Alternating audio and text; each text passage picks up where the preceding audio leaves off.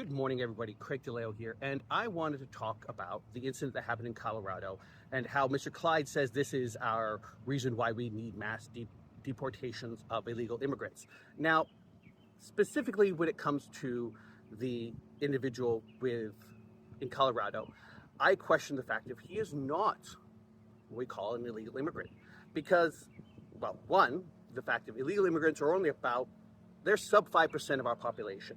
The numbers range sub 5. They're usually about 4.4% of our population.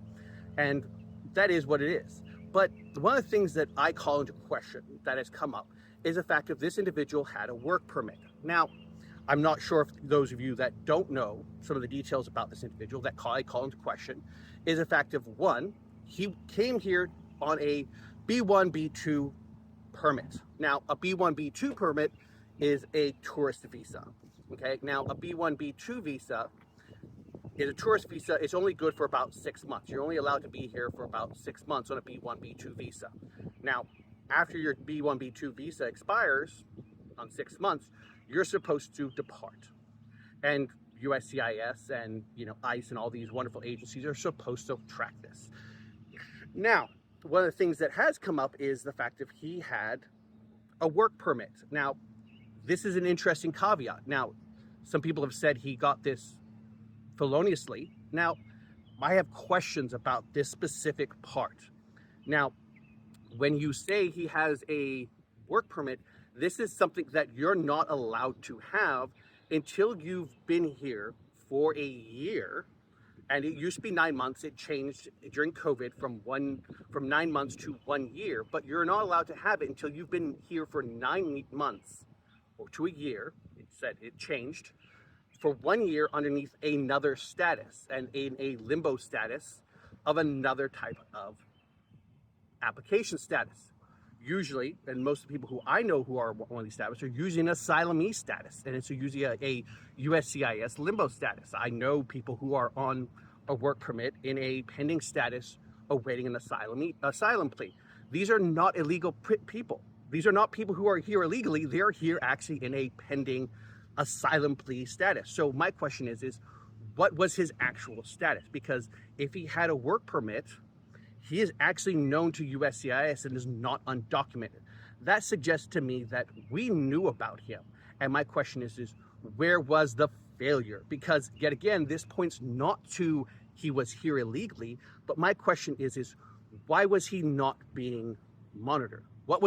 I have more questions. This presents more questions to me about what was going on with this individual. Because we need to dig deeper, because yet again, this leads back to not a problem with entry programs. This enters into a problem of USCIS is underfunded, is not executing programs timely, and I admit fully our asylum program is absolutely overtaxed, and we need to spend more time and energy processing these programs and processing these pleas and processing things and not necessarily. You see the issue here. We're taking money and time away from the USCIS program and this processing of people, and we need to focus more on fixing these programs than anything else. And this is where my discussion comes into place. There is a large population of people who are here in some sort of limbo status with USCIS that we need to resolve, because there are people who have been here for years and are in some sort of limbo status who are here in a legal status.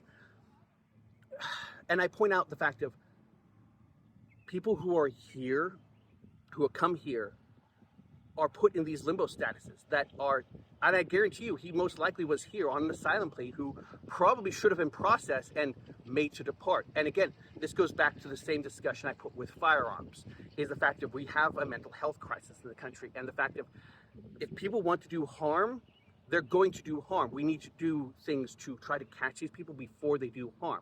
So again, this goes back to that same discussion of the fact of we need to spend more resources trying to clean up these programs, execute programs as they exist, and not necessarily trying to punish the people who are not doing good. The same thing as firearms. I believe in allowing Americans, healthy, positive, law-abiding Americans have firearms, but yet we need to also execute more due caution in getting those individuals who are not healthy, those individuals that are harm to themselves and others, to not have these firearms. So again, this is the discussions we need to have, and these are the things we need to execute. So again, I love all my friends. I love all my people. I love everybody. I love my shipmates. And again, have a great day.